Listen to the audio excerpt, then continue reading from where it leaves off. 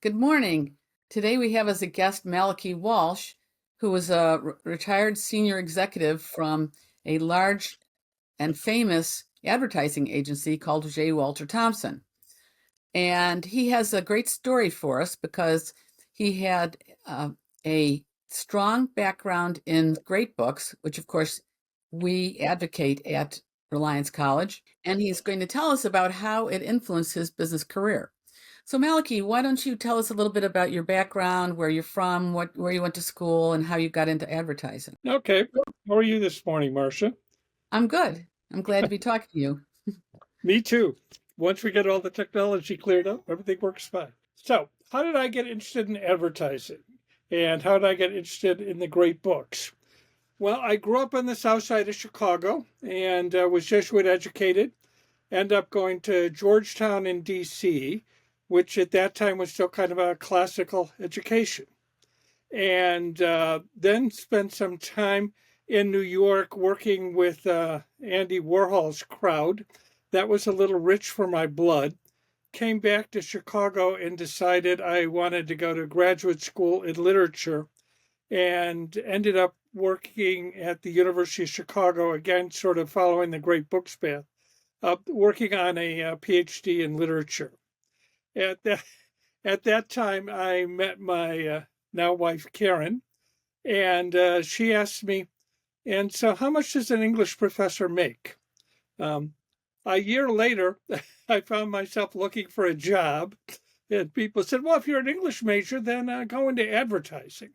Well, this was in the 1970s, and I was on the leading edge of the baby boom, and jobs weren't easy to come by. So I had to figure out how, well, if I would think I ought to go into advertising, how do I get a job? Well, the biggest ad agency in Chicago was called Leo Burnett. And Leo Burnett made like all the Kellogg's Critters commercials, if you remember them. And they also made the Marlboro Man, remember him? And so I decided, based upon my readings of the great books, I said, well, if I send out a resume, there's going to be 1,000,000 resumes. This is the biggest ad agency in Chicago. I'm never going to get a job.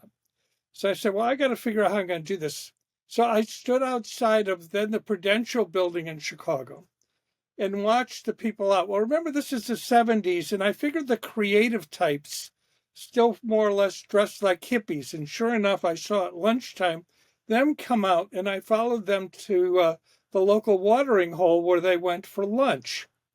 And they were sitting down chatting at a table. So I followed them, went into the bar, and they were talking about movies. And so I got a beer, and I forget what movie they were talking about actually at the time, but I kind of interposed myself on the conversation. Well, it turned out the guy I was talking to, his name was John Hughes. He was then a creative director at Leo Burnett. You know, the John Hughes that made the Home Alone movies. Mhm. He was a creative director there, and we started chatting. And he said, "What are you doing here?" And I said, well, I'm thinking of, told him my background. I spent a lot of time on doc films working about movies. We both love Don Siegel. I had picked up Don Siegel at the airport, yada, yada, yada. A lot of personal stories and our love of movies.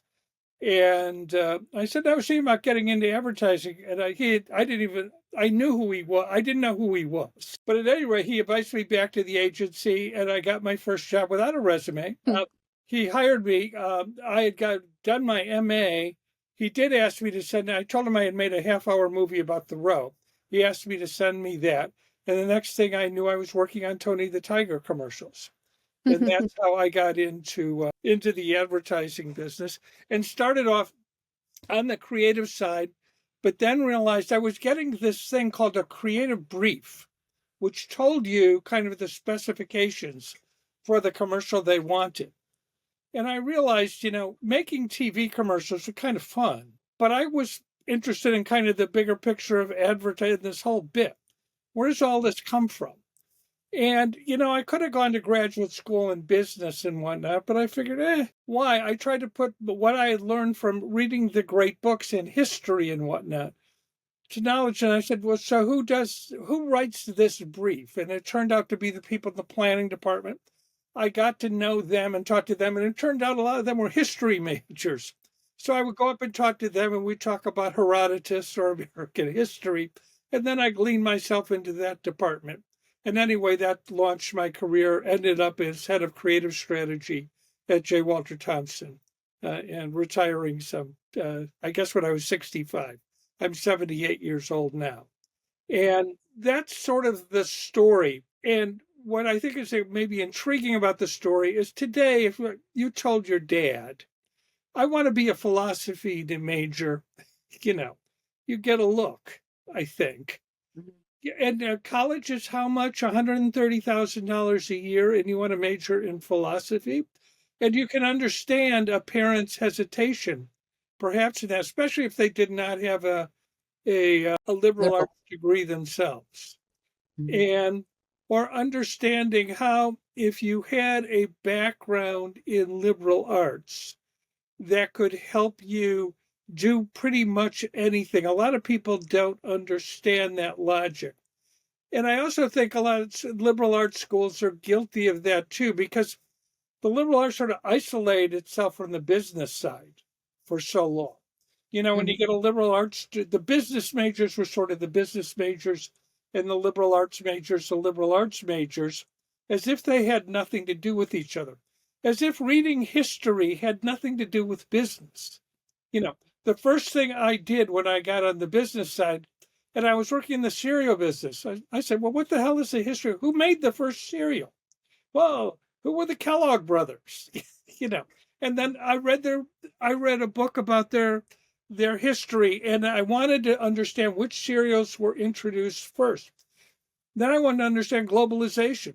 Did they have cereal in Japan? No, they were way too intelligent to eat something as awful as breakfast cereal in Japan. Though interestingly, the first cereal I worked on the introduction of rice frosted Rice Krispies, which was frosted rice with Toady Jr.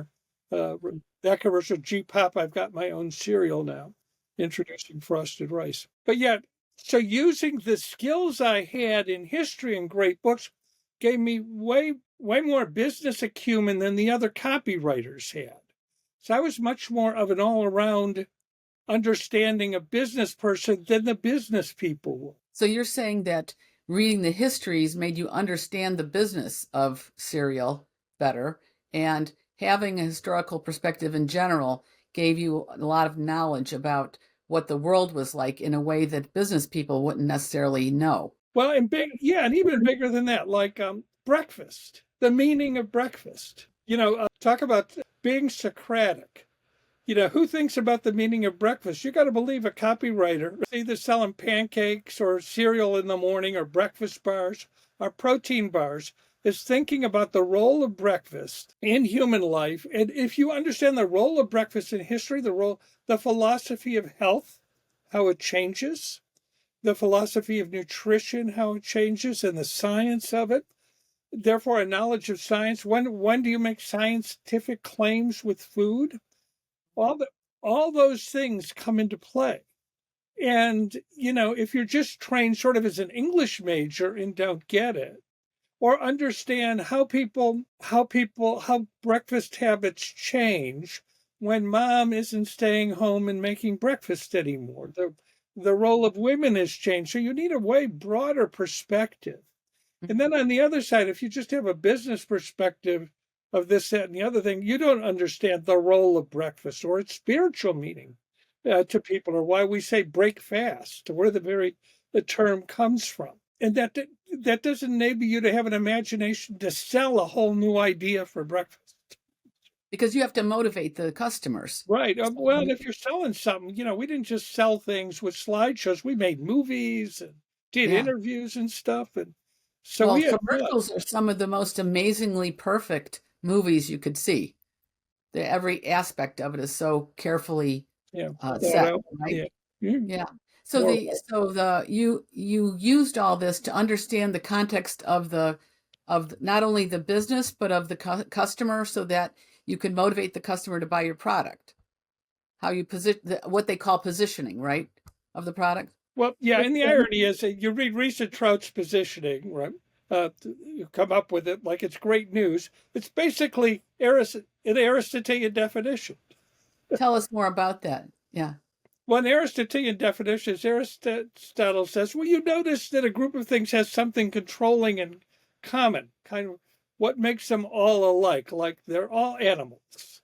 And then, well, how are bears different than fish, different than this, and how are humans different than other kinds of animals? So you have a thing that says what they have in common and a thing that what makes them different, right? So he ended up defining human beings as a rational biped animal. Mm-hmm. A positioning is what product group are you in and what's your point of difference?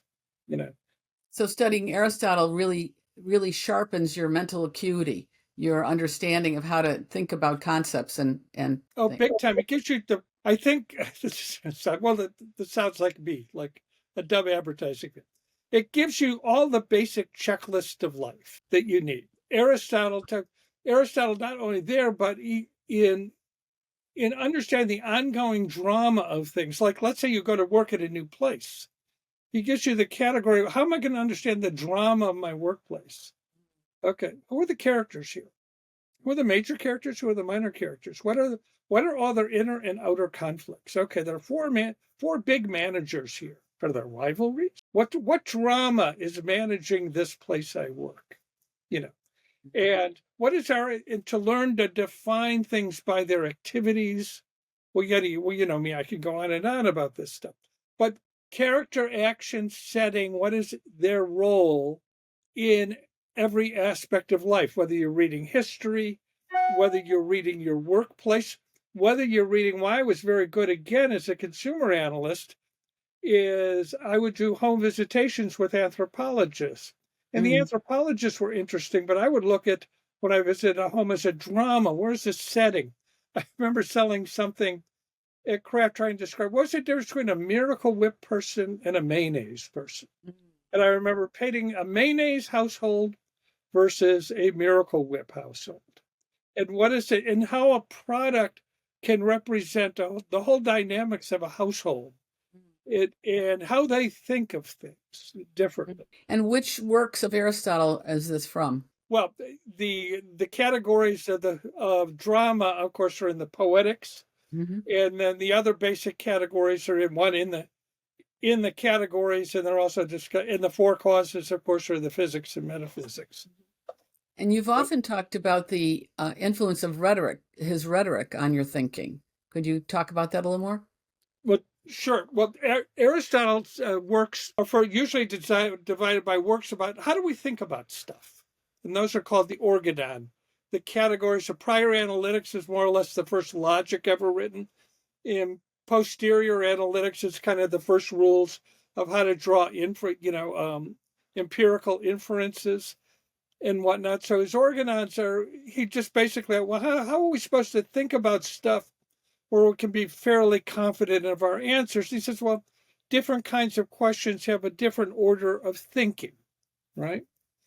And then he says, but and that kind of leads you to science. Like, I want to make sure I understand what the thoughts in my head are more or less corresponding to what I see outside me. But there's this other thing that gets involved with. Well, when other people are involved, it gets different.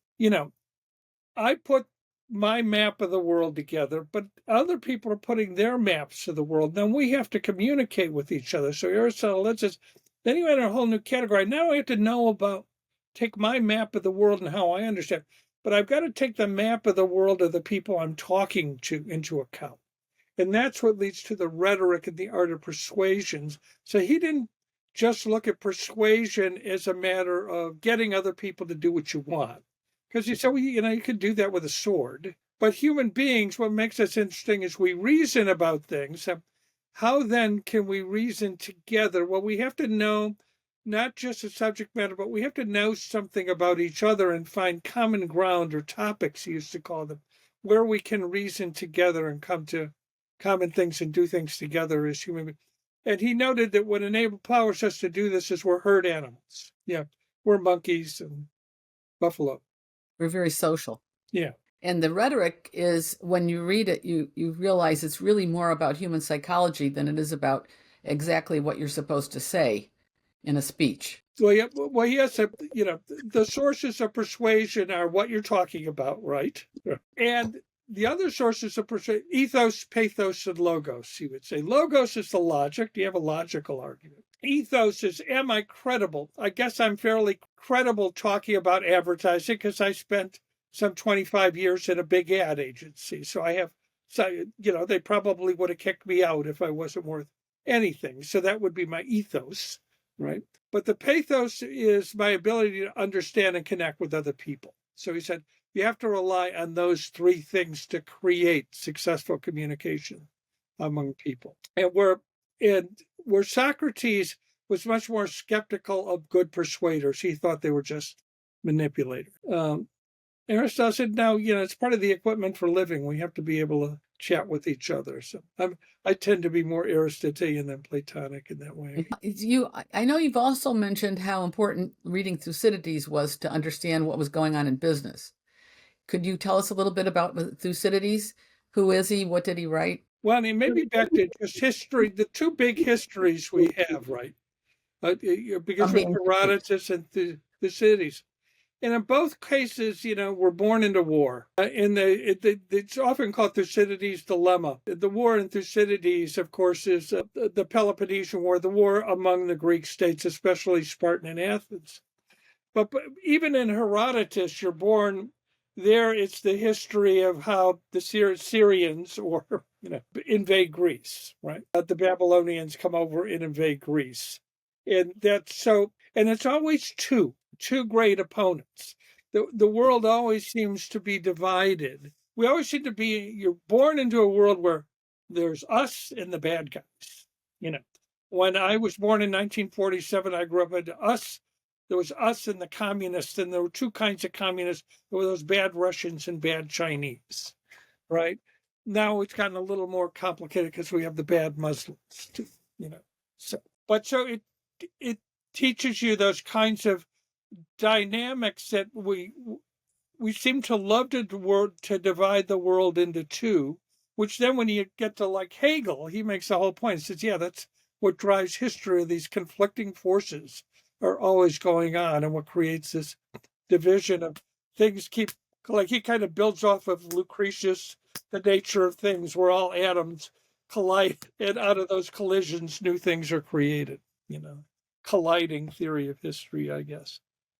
So what you're saying is great cocktail conversation, which is probably my ultimate goal in life. Yeah. Yeah. What you're saying is all these different books, these thinkers had such profound insights into human nature that's really useful to know about them, to know their thoughts. Is that what you're saying? Absolutely. I mean, and I think I'm trying to decide what makes the great book so interesting to some people and not others.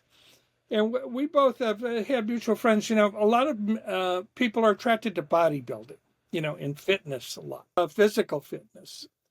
And I think the mental equivalent of that is the great books. It's kind of mental, and you get people, great books people tend to be people who only want to spend their time with the best stuff. It's not just people who enjoy reading or like reading novels, or you get historical buffs or math and science people. It's not just educated people, but it's people who, I don't know if it's a curse, but it's this odd curiosity you have to strengthen the way you think. And in a way that's able to be applied to anything.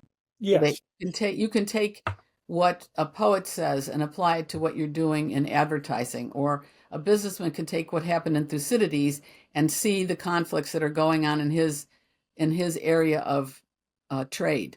Yep. Well, again, I'm just rereading because I lead great books discussions, and we're doing one on Lucretius, the Roman poet, science philosopher. Pardon? What did he write? The nature of things, and he's considered one of the Epicurean philosopher. What were the Epicureans? What were their distinctions? Well, the Epicureans were known as wanting to live a very rational life, right? Following kind of the Greek way of leading a rational life. But Epicurus in particular, they were very much materialist. They didn't believe in pursuing ideals. You should just live a rational, moderate, pleasurable life, a comfortable life. Kind of, the British aristocracy would be a particular ideal life, I think, for Epicurus and Lucretia, and it's kind of the Roman style too. Your objective is not to be the greatest general because that's too risky. Let the people who want to do that do that. You're not looking to prove yourself in battle. You're looking to lead. Now you will battle, and you have to know how to battle when push comes to shove. But you don't actively seek out battle. Let the people who want to do that do that. But that's not a great. It's not a great way to pursue your life. You should. The greatest pursuit, he kind of agrees with Aristotle, is to think about the world and enjoy the world, enjoy nature, and to discuss nature. So So Epicureans like to eat, like to talk, like to make love. Yeah, it's the Epicurean one. Lucretius was an Epicurean. Yes, but proof of this, he thought that atoms, the world. Oh, he was one of the first atomists in Great Britain, and he believed in subatomic particles. But he thought that they were infinite. There's no ethereal soul. We just deconstruct, but that's okay because we're recycled. Because nature has this wonderful thing, but your consciousness is not recycled. You'll be reassembled into something else wonderful. And isn't nature wonderful? But he believed what enabled this, the mystery of nature, is what he called the swerve. That these atoms, as they float through the universe, have a little click in them. And it's literally looks like this. And I couldn't help but think today, where have I seen that? It's the Nike swerve. Yes.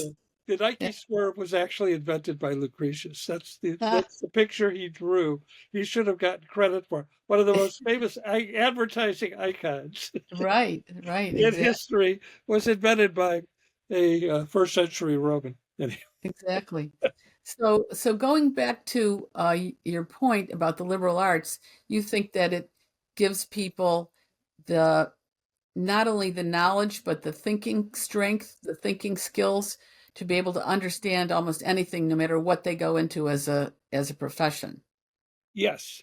And the skills to socialize. The other big part of the great books, and I don't think it's accidental, that discussion groups have always kind of, since even back to the University of Chicago days, but even before that, people who read great books either wrote letters to each other discussing them. People who like to read good stuff find ways to get together and talk about them. And what I love about what I know about what you're doing at Reliance is it's so discussion inherent. And I also love that you don't separate yourself from business. That if you find an activity you're interested in, whatever that activity is, also link yourself up with somebody who does that activity so you can interact so that you've got a segue or swerve as you change directions once you've gotten 4 or 5 years of good reading under your belt and do some internship kind of work in the activity that interests you, or you'll find out, hey, it doesn't interest you. While doing that, I found something else that interested me even more. Because that's a basic part of our program, is to have practical experience in something that you want to work in. Right. And also it's an opportunity to change direction too while you're still young. So you don't end up at 40 saying, I wish I had done exactly C instead of Y. Yeah. Or I've known many young people who graduate from college in one area and they try to work in it and they really don't like it. So then they're kind of at ends about, well, what should I do? They become a barista or go into something that they didn't really expect to, And part of the problem is that most people only know what they grew up with and a little bit about the world around them, and they don't know all the possibilities. There's just so many, And that's what the scope of the great books, it's kind of reading the great books is an odyssey itself. Interestingly, one of the first 2 great books you always start with is the Odyssey. And it's an appropriate starter book because it's kind of an intellectual odyssey. And if you read it in sequence, and it does make sense to kind of read them chronologically, you get the sense about how we think about things and how our thought about them has changed over time. And because your follow and the authors refer to each other too. The later authors tend to refer to the earlier ones. They're influenced by their thinking. Yeah. So, and all I was going to say is, then you don't even realize how you're influenced by them today. Their ideas are everywhere. Well, for instance, I wrote one book about what the great books say about writing, which I called Socratic scribbling. And some people said, well, what do the great books teach us about entrepreneurship? Well, that's interesting. Do they? And it struck me that they very much do. And it all has to do with the virtues. That the first thing that happens is in the great books, the four basic virtues are put together. What are they? Courage, knowledge. What are the other ones? Prudence, right? And justice, right? Justice has to do. Are things in balance or not in balance? Do you have a good sense? And are you helping maintain balance in the world or getting things out of whack? And sometimes is it good to upset the balance? That's where courage comes in. And when you want to upset the balance, that's where prudence comes in. If you take it too far, you're way up. And then courage and prudence help you do that. And then do you have the knowledge or wisdom to figure out how to do it? But then one thing that they did not value in the classical period till the Renaissance is creativity, right, and individualism. That starts to become a new virtue. Creativity is a bit valued already in the Odyssey with Odysseus, with Odysseus, he's but so really clever. starts to get valued, and individualism and kind of free enterprise starts to get much more value. You had mercantile stuff going back to the Babylonians. But the real kind of entrepreneurial stuff starts in the Renaissance and then builds with the New World. So I just add this fifth virtue comes to play in the Renaissance, which is I call individual creativity adds in. This is my making, by the way. I've added the fifth virtue. And it's that combination of the fifth virtue, I think, that drives the history of entrepreneurism. Anyway, and what the great, and then you just look for characters and whatnot. And of course, culminating in Adam Smith. Anyway, Do you think that students today could get a competitive edge by coming through our program at Reliance? yes, I can't imagine having a. I think can it be done without it? Yes, but even the ones who do it are almost like the people who are, what do you call them, autodidacts, people who self-educate. I almost think they're either self-didacts or a liberal education. It's very difficult to do if you just stay in a specialty. You can be a very good specialist without it, I guess, but I don't think you'll be an innovative specialist Well, in in your today's, field. ever-changing economy, Yeah, it's really an advantage to be able to change jobs too, change professions of what you're doing, or even within the profession. And a lot of people don't realize that, well, like you said, the meaning of liberal arts has really been diminished because of the way it's been taught the last, say, 40, 50 years. And people don't understand that it meant originally what you needed to live as a free person.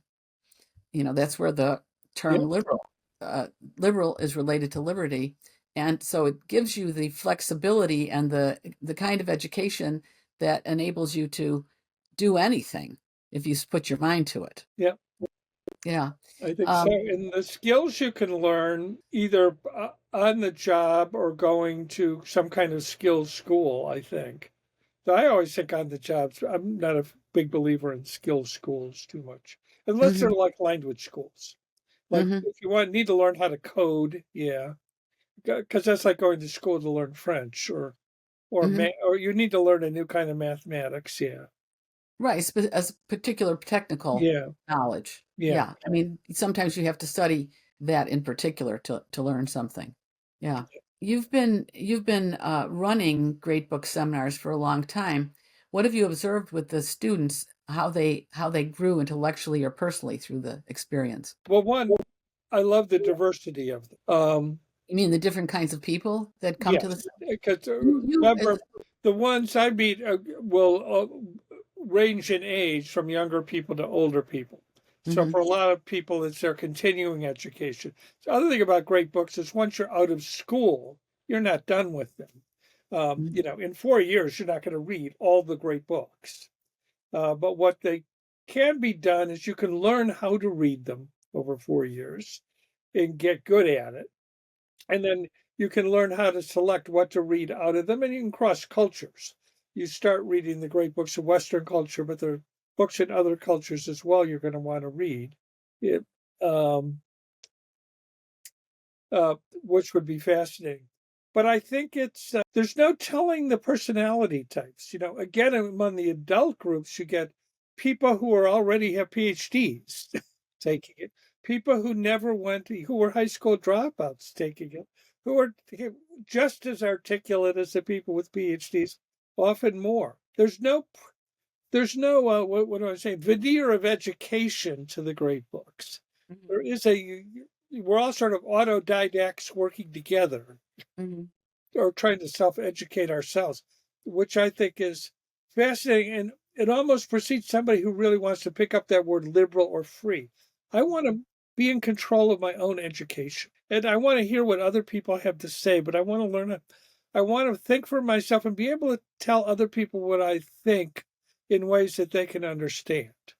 And I want to hear what other people think, but I don't want to be told what to think. Yeah. And a lot of schools think they should tell you what you should think, Mhm. as opposed to, well, here's one way of thinking, or here are different ways you can. And in a productive dialogue with other people thinking Yeah. about the same thing. You've been working with Great Conversations. Is that the name of it? So the Great books, great discourses. great, GBGD is are- his name. yeah, No. great books, great discourses.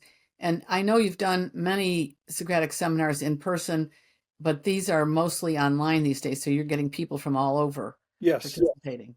yes, and all ages. And backgrounds and even different countries, right? Yes. Well, Mhm. that's the great thing about online stuff is you can do things globally. Mhm. I mean, the thing is organized by Mark Zwick out of London.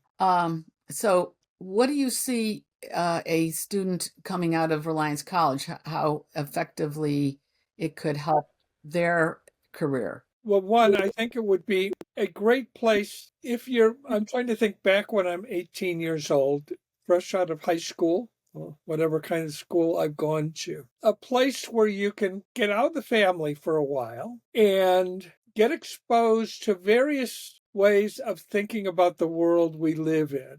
And by that, I guess I tend to be Aristotelian, like kind of divide what are all the activities going on in the world today? And how do people think about these activities and make sense out of them? And how Mhm. do I enter that? So the things I'm really curious about is I'm embarking on the life stages of life, right? So I want to make sure I understand each of those stages for a bit, especially that first stage, and what's available to me and how people have thought about this world I live in. And what are those checklists I've got to make sure, what do you have to do in the morning? What do you have to do during the day? What do you have to do at noon? Why is day divided into those parts and how am I supposed to be spending my time? Somehow going off to college has become this mythical thing where your day is like already prescribed. Well, you get up, did you go to classes, did you read books, did you do your homework, and you take tests, did you socialize, and you get drunk, and you smoke weed? And then you go home for the summer or you get a job. And I'm not exactly sure what that routine does for you, as opposed to spending time with the greatest thinkers who ever lived, thinking about who have kind of divided the world up into the basic activities of life, right? Here are ways of thinking. Here's the history of the world. Here's how we think of the natural world. Yeah, yeah. The basic divisions of the great books. And then here are ways that you can think about those things and then connect to activities that interest you in the world. Are you interested in marketing? Are you interested in engineering? Are you interested in pure science? Are you interested in medicine? Who knows? Are you interested in senior care? There might be all kinds of. Are you interested in sorting out what you're interested in? Are you interested in psychology? And Reliance, it strikes me, gives you opportunities to do all those things, which seems to me the best way to spend your time. To connect from what we know about the world to what's going on in the world today. Does that make sense? So to connect what's the best and what's been thought about the world and written about the world with what's going on in the world today. And make sure it's not such a traditional liberal arts college that it's, become a monastery or convent, right? where we live the life of the mind here, Yeah. It's No. not that. It's Hmm. opposed to here's how we think about and talk about the world and make sense of it. And now let's take a look at what the world's actually doing, connect with that, and see how you want to connect. I just think it's the perfect model for today, Well, thank you. Thank you very much. especially with to your point earlier, the world's just changing. The world was never changing at this pace before. No, the economy just itself just is changing so rapidly. Technology, everything that's happening. You need to be very nimble to be able to navigate it. Yeah. Well, any last words for us? Oh, no, just keep up the good work. Okay. Well, thank you so much for your time, Well, uh, always my pleasure. and your great wisdom and experience. It's really very helpful. Thank you so Oh, much. and maybe just a final thought. Here I am talking like I'm an expert in advertising. The whole world of advertising and marketing has changed entirely with the digital world, right? Mm-hmm. The company I work for, J. Walter Thompson, is virtually gone. And Mm-hmm. I saw that coming. That's one reason I retired when I did. I said, Mm-hmm. this world, the digital world is changing everything. Yeah. And it's changed nothing. In other words, the fundamentals have not changed. But once the media change, the history of the change in advertising is the history of the change. There was a television generation, then the cable generation. Now there's a digital generation. So everything will change, which means every generation has its opportunity. And another side of it is all of the human nature is still the same. So one of the things we can learn from the great books is how to navigate this new landscape while understanding the forces of human nature that are affecting it. And then, yes, again, the other big thing you learn from the great books, which I forgot to mention, the other giant is what drives change.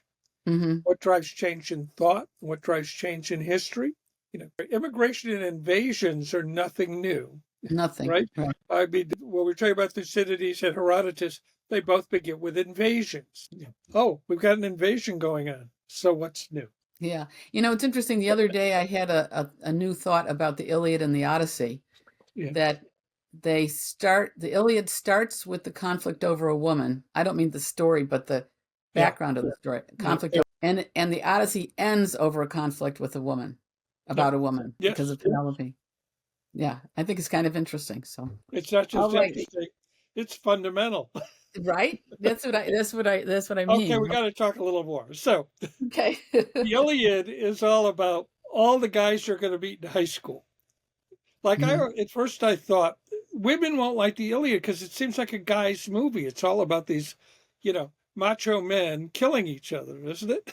Mhm. Except if you boil it down, you've got lover boy Paris, right? You've got kind of noble boy Hector. You've got Mhm. tough guy Achilles. You've got lumbering Ajax. You've got asshole Agamemnon, who is the model of every CEO you'll ever meet, right? And Priam and Agamemnon are great to do a comparison, but it's definitely a woman's read because it will teach you these are all the kinds of asshole men you're going to meet. Decide which one you're going to end up with. I think. Exactly. This, Yeah. so that's why everybody should read the Iliad, because you're either going to be working with one of them or married to one of them. Exactly. All See, right. that's the problem is you can't stop talking about the damn thing. So shut me up, put me off. All right. Thank you so much for your time. I really appreciate it. Always a pleasure, and we've got to do lunch soon. Sir, and the audience, please visit our website, reliancecollege.org. Okay, All bye right. bye. Bye-bye.